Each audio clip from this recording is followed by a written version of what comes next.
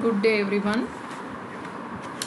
So in the first half of the first unit we discussed about the introduction to PLC, how PLC evolved and what are the benefits of PLC and what are the different parts of PLC, and we have discussed all the parts of PLC in detail. Now in the second half of the first unit we'll be discussing about the field devices which will be connected to the PLCs. So these field devices are nothing but the switches, relays, sensors, actuators, motors, etc. Okay, both input devices and output devices.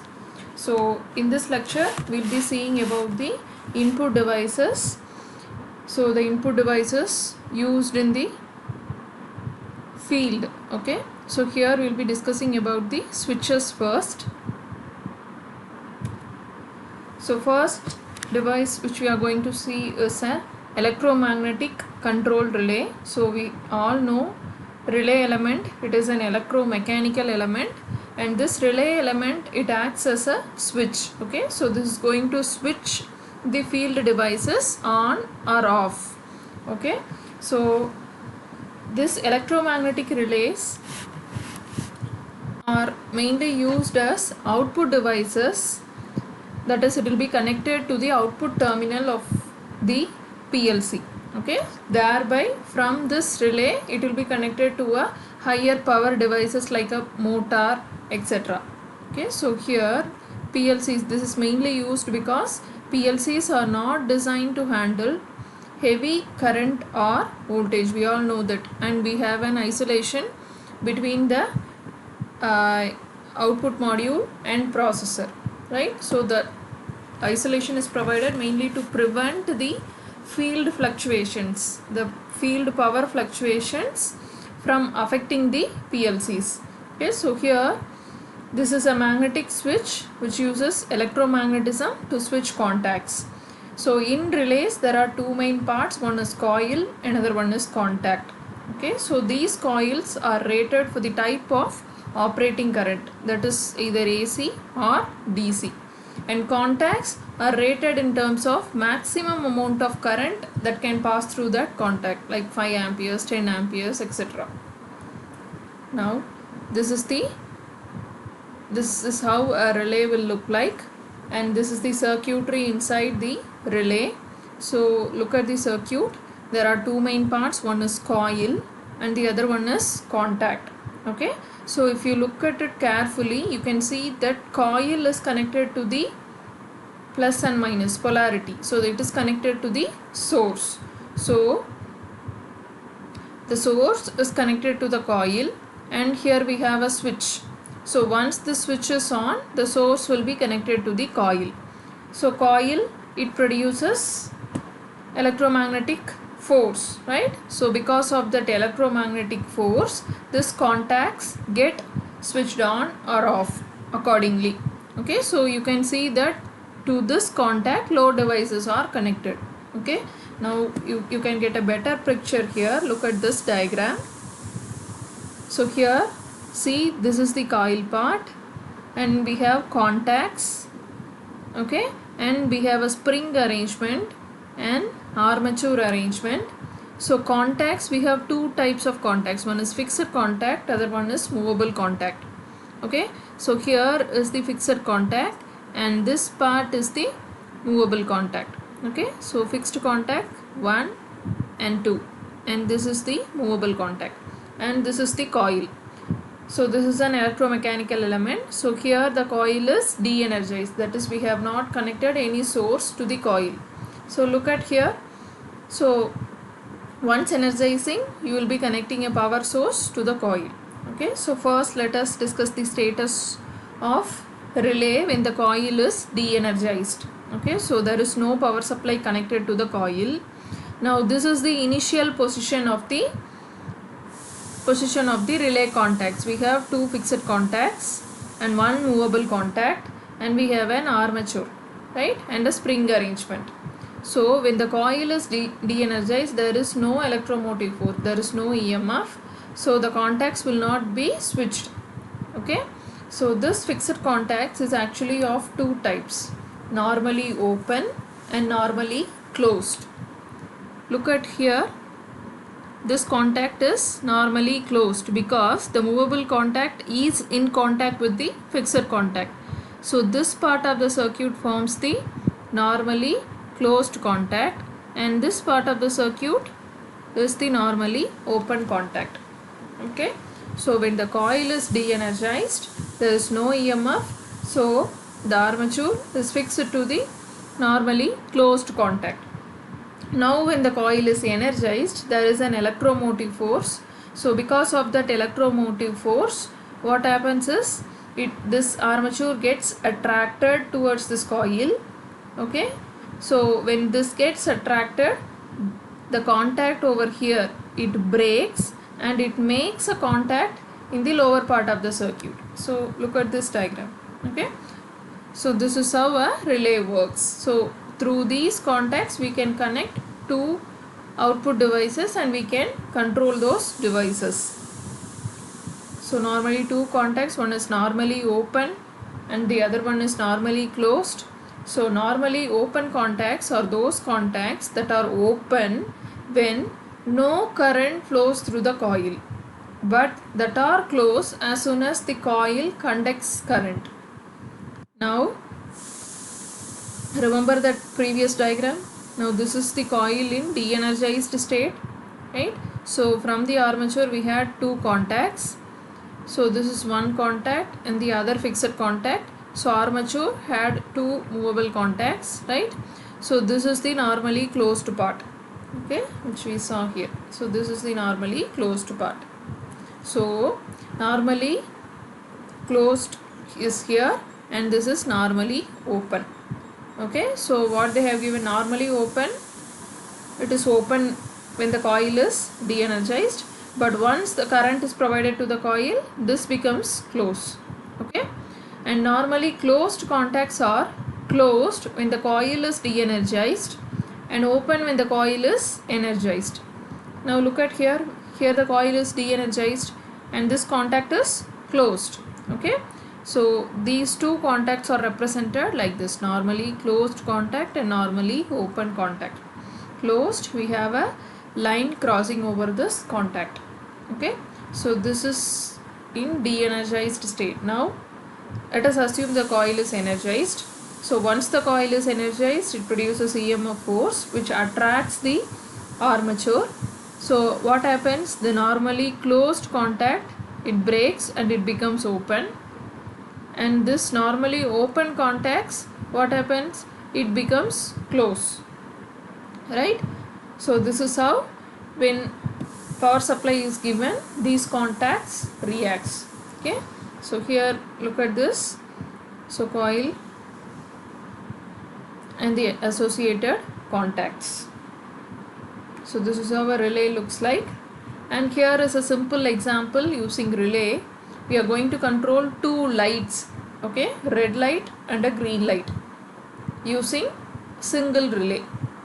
Okay, so how can we control? So this L1 and L2 indicates the power line, okay, and there is a switch here, and CR is the control relay. Okay, so this type of diagram is called as ladder logic diagram. Looks like a ladder, right? So this is the ladder logic diagram. Okay, so we are going to control two lights, one is red light and the other one is green light. Okay, so first is coil in de-energized condition. Okay, switch is open. So what happened to the control relay? It is not on. So control relay has two contacts, right? One is normally open contact, other one is normally closed contact. So each of the contact is connected to two different lights, red light and green light. So normally open contact is connected to a red light and normally closed contact is connected to a green light. So this is the position of the coils in de-energized state.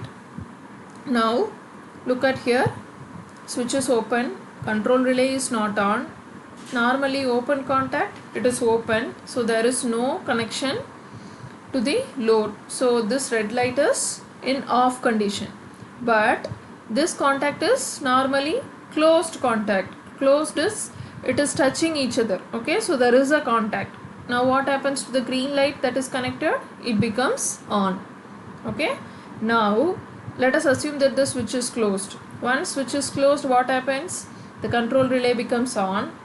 If the control relay becomes on, what happens? The normally closed contact, it becomes open, and normally open contact, it becomes closed, right? So look at here, this is the normally open contact, it closes, switching on the red light, whereas this is the normally closed contact, it opens, switching off the green light. Thus, using a single relay, we can control two output devices. So next type of element is the contactor element. So contactors are similar to electromagnetic relays, but these are designed to handle very heavy power loads that is beyond the capability of control relays. Okay, so this is also electromechanical element which is used to control high power devices. So loads such as lights, heaters, transformers, capacitors, electric motors, for which overload protection is provided separately or not required. So these are some of the load elements which can be controlled using this contactors. And we know that PLCs are not able to handle very heavy powers. So this is the diagram of contactors. This is how a contactor looks like. Again, it is an electromechanical element. We have a core element, an armature element, and again we have stationary contacts and movable contacts. So once the coil is energized, the movable contacts moves to the other side of the stationary contact, switching the load devices connected over here. Okay, so here is a complete diagram of how we can control a pump using PLC out. This is the data from PLC output module that this pump has to be switched on. Now we will not be directly connecting this pump to this terminal. Instead, what we will do is we go for a contactor, right? So the output from the PLC output module is given to this coil. So once the output is on, this coil gets energized, and from there we have contacts to switch on this pump. Okay, so this is about contactors. Next is motor starters. These are also other type of switching devices which is used to control high power circuits. So this is mainly designed to provide power to motors. Normally these motor starters are made up of contactor with an overload relay. We have already seen what is a contactor. Okay, so motor starters are nothing but motor starters is equal to contactor plus overload relay. Okay, now what is the function of overload relay? So this overload relays are designed to meet the special protective needs of motor control circuits. So this is mainly to provide protection to the motor. Okay, and they allow harmless temporary overloads that occur when the motor starts. We all know that when we switch on a motor, the moment we switch it on, we always have some kind of spikes that affects the motor. Okay, so that type of spikes is controlled using this overload relay. Now overload relay will trip and disconnect power to the motor if an overload condition persists.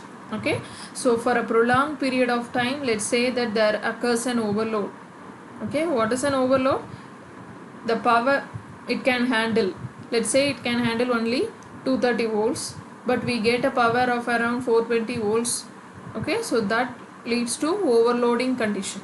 Okay, so these overload relays, what it will do is it will trip and disconnect the power to the motor, thereby safeguarding the motor. Now these overload relays can be reset after the overload condition has been corrected. Once we rectify that overload problem, these relays can be reset and bring back to the original condition. Now this is the diagram of overload relay. So contactor plus diagram of motor starter. So contactor plus overload relay forms the motor starter. Okay, so now here is the diagram to control a motor, three-phase motor using magnetic starter or motor starter. Look at here. So we have a stop button, start button, and this M is the motor starter, and we have an overload relay. Okay, now the output is connected to the three-phase motor. So this part of the circuit, it forms the low current control circuit, and this part of the circuit, it forms the high current power circuit. Okay, now why this is control circuit is, the moment I switch on this, these are push buttons. Okay, we'll see the symbols later. This is a normally closed push button. You can see it, right? These contacts are touching these two parts, whereas look at here, there is a gap between this contact and switch, right? So this is a normally open push button. Okay, so to make this on, I have to press this so that it makes contact like this. So I will switch it on. So there is current flow here, here, this becomes on, and this contact is a normally closed contact, so it is closed. Okay, so from here it powers the circuit. Now once I leave this switch button, push button, it comes back to the original position. Then how can the motor run continuously? You can see here there is a contact here. So this is taken as an open contact. Once this becomes on, this will become closed, or this will become energized. So making the power flow in the circuit through this. So through this we can control a three-phase motor circuit. Now PLC, control of a motor. Okay, so look at this diagram. There is PLC. To this PLC we have connected input devices. So input devices are nothing but the push buttons. Okay, output device is a motor, and we have a magnetic starter connected to the output module. Okay, so we have two buttons. One is start, so the green represents start and the red represents stop.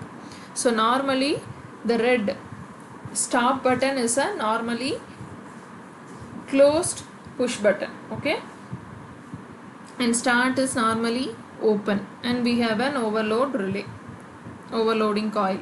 Okay, so the same application which we saw is discussed here. So these elements are connected to the input module, and this is the processor. Inside the processor we have some kind of PLC program written. So what is that? Once I switch it on, my motor has to on. That's it. Okay, so once I press the start, the motor has to run. That is the problem here. Okay, so here inside the PLC we have written this program, and then we have the output module. From the output module we have the motor stator coil, which in turn is connected to the electrical motor. Okay, so this is how the flow works. I am going to press start. So once I press start, the contact has been made, so this switch is on. So data 1, that is, it is on. So that data, so if it is on, 1 will be taken inside. If it is off, 0 will be taken inside the program. So once this is on, 1 will be taken inside the program. Okay, so this becomes on. So the program, leave it here, the ladder logic concept, we'll see it later. So once I press start, this program will run. Okay, and it will generate an output 1, because once I press the switch, motor has to run. So again it will generate an output 1. So that output will be given to the stator coil. Then it is given to the electrical motor. Okay, so in this lecture we saw about 3 different input elements: relays, contactors and motor starters. Thank you.